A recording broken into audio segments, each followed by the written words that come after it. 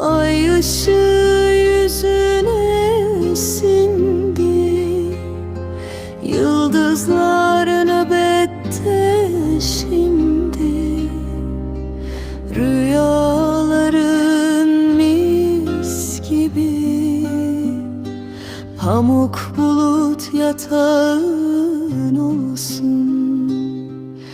Melekler sana yoldaş olsun. Minik kalbin huzuru dolsun. Sabah güneşle